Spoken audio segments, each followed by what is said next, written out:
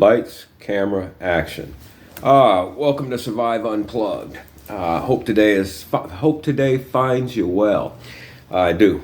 Had a rough challenge a couple hours ago, so just a little bit disheveled getting into gear here. Today's video, Chapter 2, Jordan B. Peterson, 12 Rules for Life, An Antidote to Chaos. Chapter 2 is titled, and again, not a book review and not a critique of the book. This is just me sharing what I've drawn out of it, and I'm reading it for my own self-improvement. I tend to like that kind of stuff. Always want to become a little bit better. Anyway, 12 Rules for Life, Chapter 2. Treat yourself like somebody you are responsible for helping.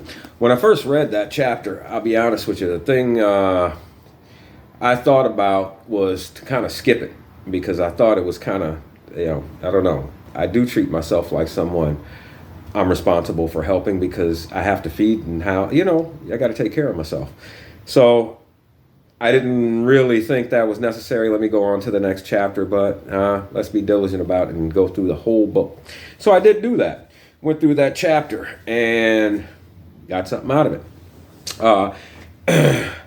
First section of the book is titled, Why Don't You Just Take Your Damn Pills? And he goes through, I believe it's, diabetes, dialysis, and kidney replacement. Are those the three?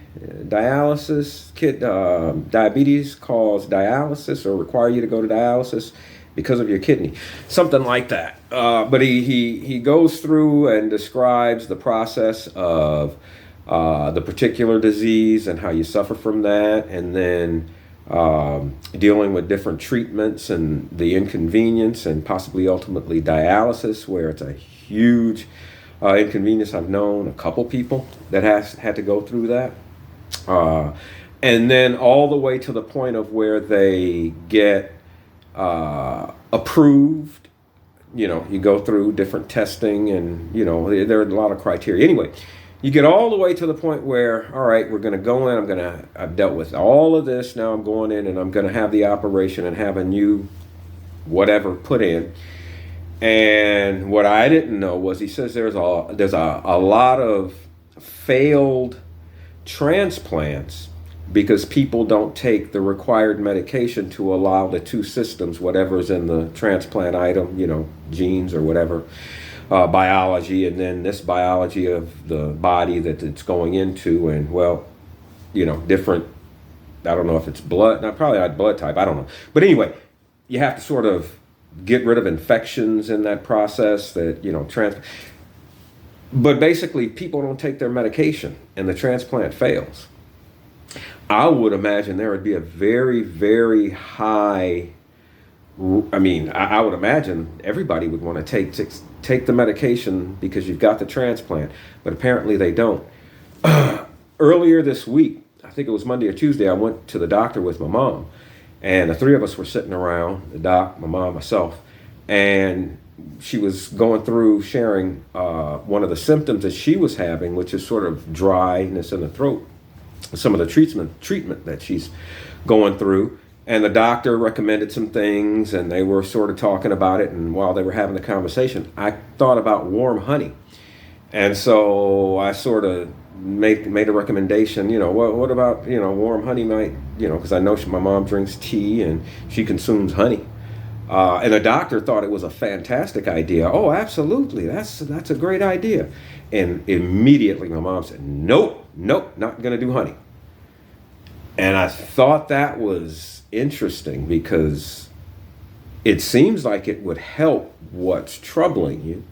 The doctor said it's a magnificent idea, but no, I'm not going to do it. Treat yourself like someone you're required or, you're responsible for helping. So anyway, that just reading the chapter and then living life, so just seeing that sort of parallel. And so I can understand it, and I probably do some similar things, myself. So that was one thing.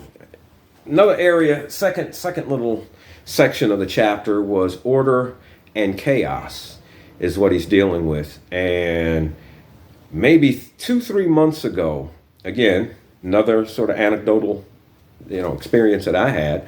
My aunt, and I may have heard it before, but I never really focused on it. But in the conversation, for whatever reason, my aunt brought her interjected her idea of the differences, say, between the male and the female character, or I don't know, persona, character, what they might symbolize.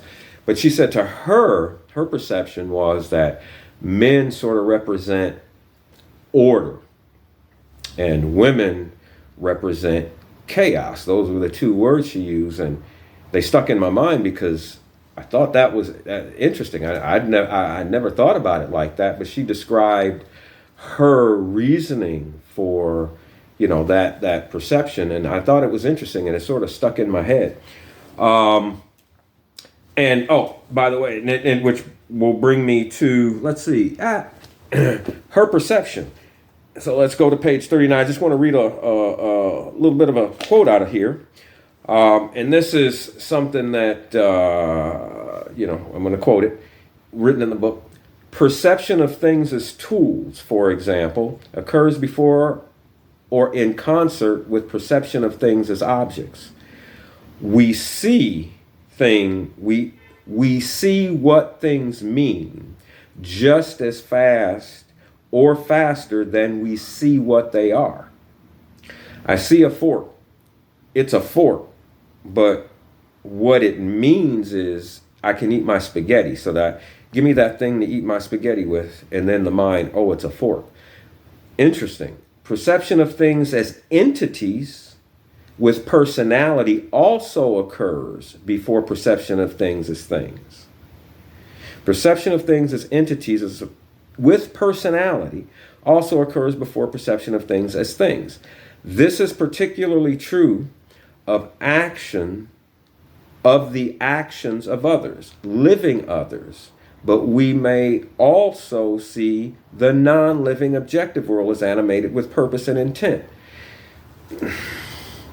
This is particularly true of the actions of others, living others, but we also see the non-living objective world as animated with purpose and intent. This is because of the operation of what psychologists have called the hyperactive agency detector within us. Hyperactive agency detector. Interesting name. Yeah, I can sort of understand that people sort of assign personality, character, if you will, to inanimate objects. More things like trees I've seen. It's not so inanimate. But it also could be also the rocks, pet rocks. Back in, I think when I was a kid, they had the concept of pet rocks. And you get a little rock in a box, and it would come with a certificate, and maybe it'd have a name. I don't know. If you're lazy and don't want to feed your pet, give the person a pet rock. Here. But that was a product way back then. But okay. The hyperactivity agency detector. When we were kids, I remember, I say 5th or 6th grade, elementary school, we would go to lots where they would have maybe demolished a building, or maybe it would just be a tore down something that nobody ever cleaned up. But that place over there. And as a group, 4, 5, 6 young kids, we would go over there and we would sift through the debris for items that we could make weapons out of. Little weapon implements. I had a friend of mine, however, one guy, he would always come away, always. He would, maybe find him something he could fashion a weapon out of, but he would also come back with 1 or 2 art pieces. And these are,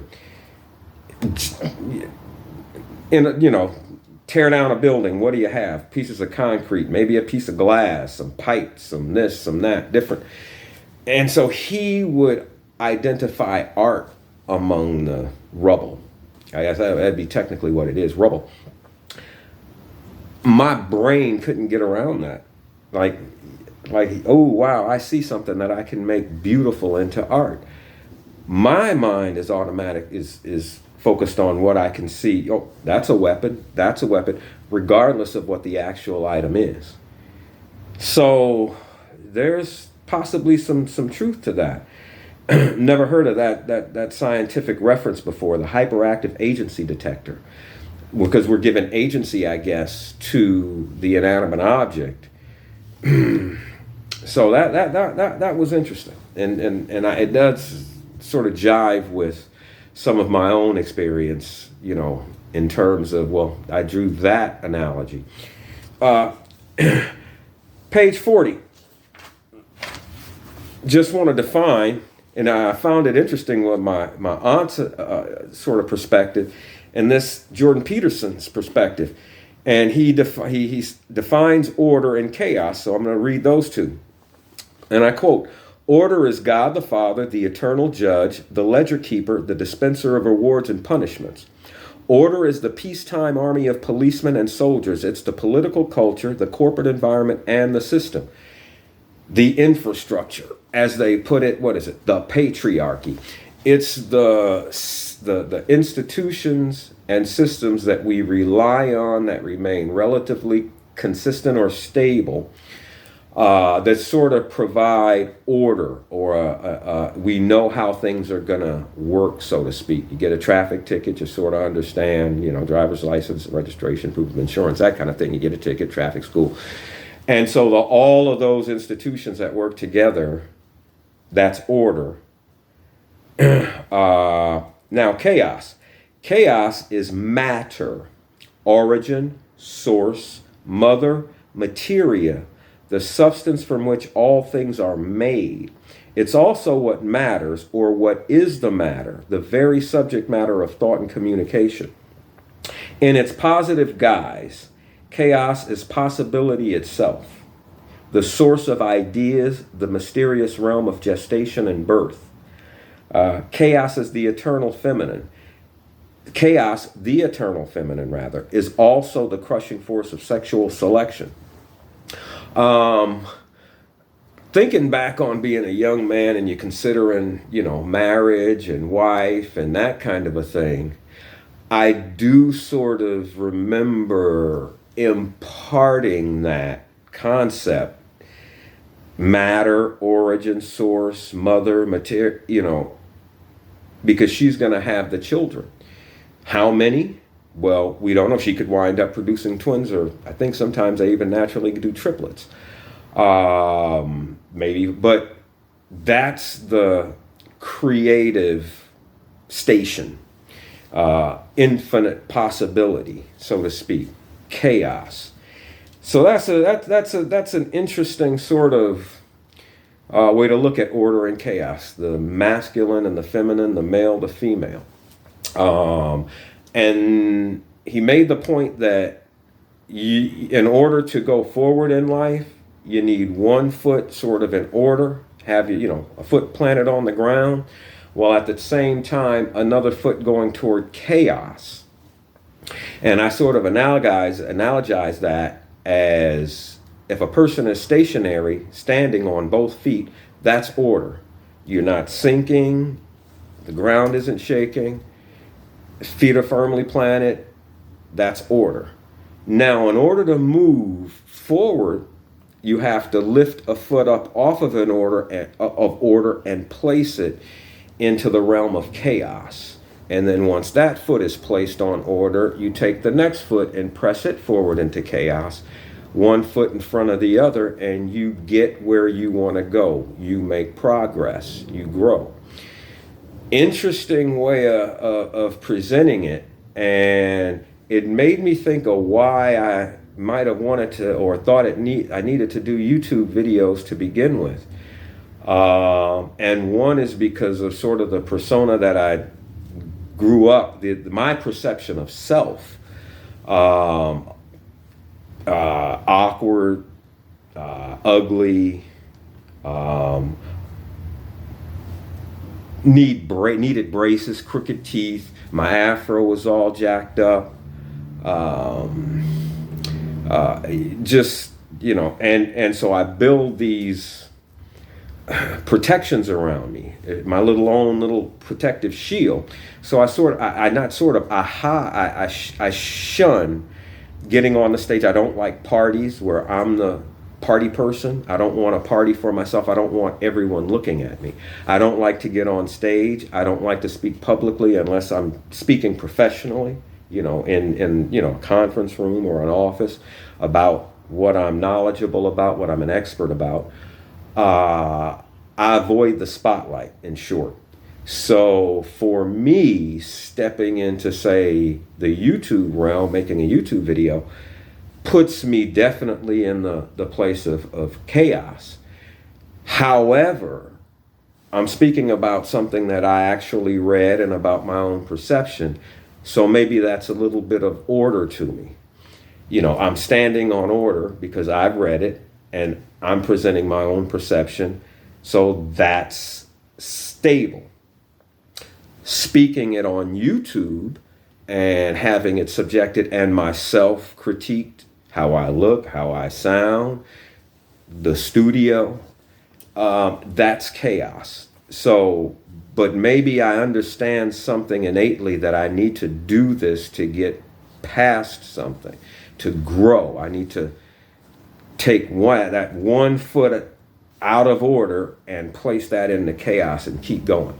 So anyway, I just thought that was an interesting analogy. And order to chaos to build the ordered life that I want.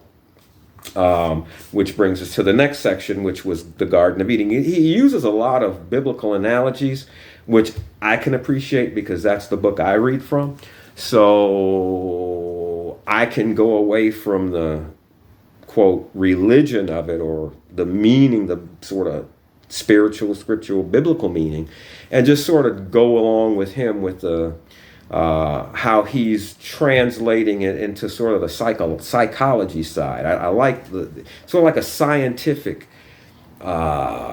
expose, if you will, or a sociological or psychological expose on scripture. It's interesting to me. So I enjoy the book for that part too. Anyway, I'm going to quote something from page 47 that I thought was interesting and sort of reached out and grabbed me. It is far better to render beings in your care competent than to protect them. And right next to that, I wrote my little note: competency over protection. And that sort of took me back to like raising kids, and not just being around them. I was a field trip dad. I did pretty much all the school parties from preschool. Went on all the field trips. Was one of the dads who does a private school, so they don't have any buses or anything like that. So, and all the teachers, save for one, was actually they only had, I believe, 2 full-time and 1 volunteer male that worked in the whole school. And so you'd have a bunch of women going on a field trip. So it was good to have, sort of a male to do man stuff if needed. So I was a field trip dad. I think there was another guy in that class, and he was a business owner too, so he was able to do it. But anyway, I was all around a lot of the kids, not only my own. And one of the things that I was always sort of focused toward is making them competent, allowing them to do as much as they can for themselves. And for mine, it was just because Dad's not going to always be around.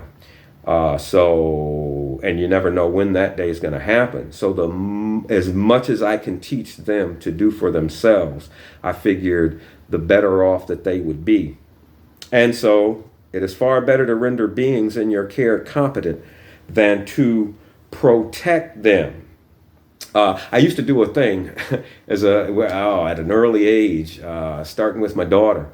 But I would, when she was a little toddler, maybe 2, 3, we spent a lot of time at the park and at the zoo. And one thing we would at parks, she'd like to go and explore and, like bushes and look around and pick things and like a little freedom. So I would allow her to have the freedom, autonomy to explore on her own. But then I've got to, keep an eye out for danger. So I would always be hiding behind the bushes, that I'm all, always just right there. And what would happen would be after, time, she'd get so wrapped up into what she was doing, she'd realize it'd been a lot, I'm all here, and I could sort of tell, and then I'd maybe say something. Oh, hey, how you? And she'd be so, oh, hey, Dad, thank you. But it was giving her the freedom to, feel like she's on her own and as much as she wants, because, I'm a little scared right there. Competency over protection. Yeah. Teach them how to do it themselves. I'd agree with them we agree with them on, and doing the dad thing and having to sort of look after children. That sort of taught me that. And then the last little section that sort of jumped out at me was where he drew the parallel, the biblical parallel between God and ourselves. We are created in the image of God. Mankind is, humans. And that's what the book says. So he drew sort of the psychological parallel, if you will. And one of the points that he made was we as humans, we create order out of chaos. Maybe one example would be looking over a field of weeds. And you might think, this is chaos. We can't eat anything of this. This isn't. But how about we create order?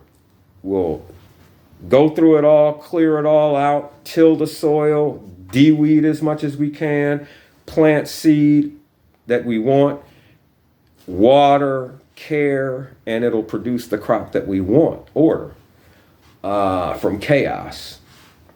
So we create order out of chaos. If you're a young person, I would liken chaos to maybe I'm still living with my parents. I don't have maybe a good enough job yet. I don't have a home. I don't have transportation. So maybe that's a chaotic state to be in. And the order that you want is to maybe have a home one day, have transportation, be able to afford health care and take care of yourself. That's the order that you might want. So how do you go from chaos to order? You create chaos out of order. We create first with our thought, and then our speech was another point that he made. So you think something, then you speak it, and then you act to bring it about. And yep, that's exactly what we humans do. We create first with our thought, and then with our speech.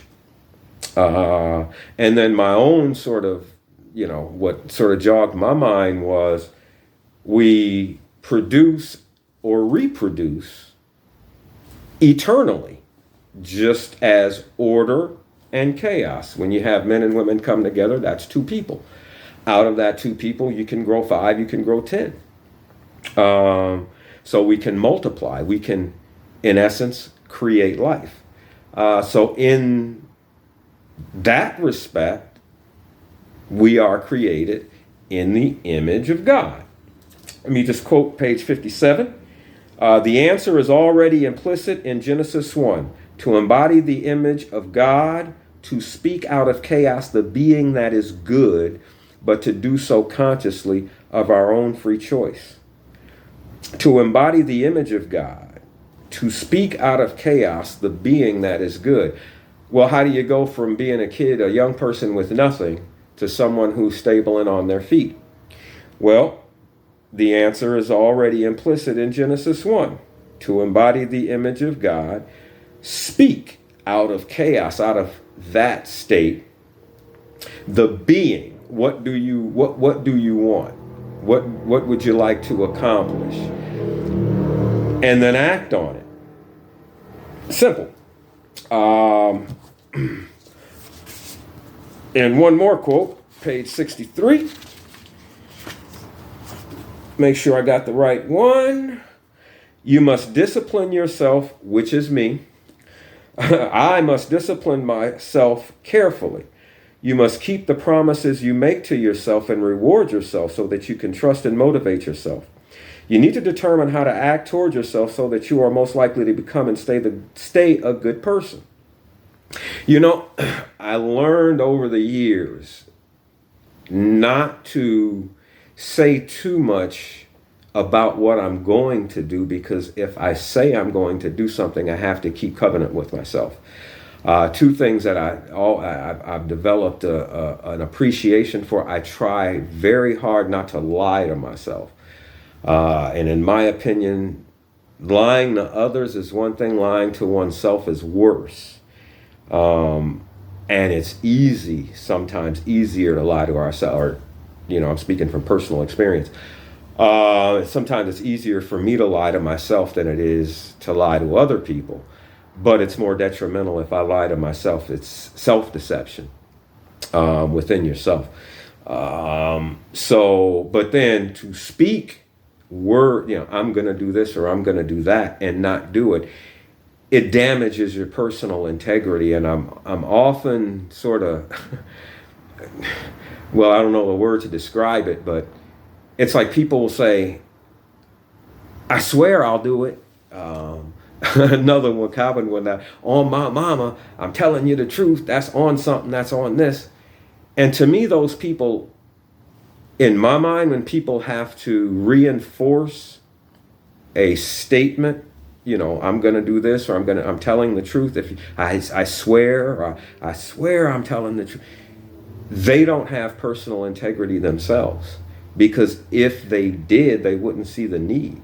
The only reason I believe that people would go to the extra length to convince other people that what they're saying is either true or they're going to do it, when they offer that up off the top, I believe it's because they know their own personal integrity is compromised. And so, yeah, you must keep promises to yourself.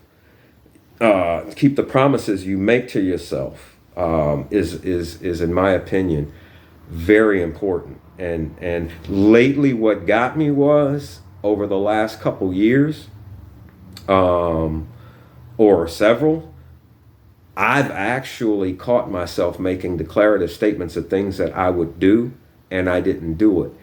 And I feel myself that I've lost personal integrity. And so now I'm realizing that I have to now commit. When I say something, I have to make sure that I actually follow through and do it. Anyway, that was something that sort of shook my tree, if you will. And I fell out. All right. Keep promises to yourself, personal integrity. Now, my homework, or what I took away ultimately, sort of the meat that I'm chewing on right now, is it asks questions that I have yet to answer, and I'm still chewing on it. If I cared for myself properly, what career would I have? Would I go back to being a practicing CPA? Would I drive for Uber? Would I be a professional caregiver? Or would I dance and tap dance on YouTube? I don't know. If I cared for myself properly, what would my life look like? Wow. Look like? I don't even know how to answer that question, but I'm going to have to answer that question for myself, because I have to make sure I'm properly caring for myself, because I want my life to look like something that I like. What would I do to improve my health if I cared for myself properly?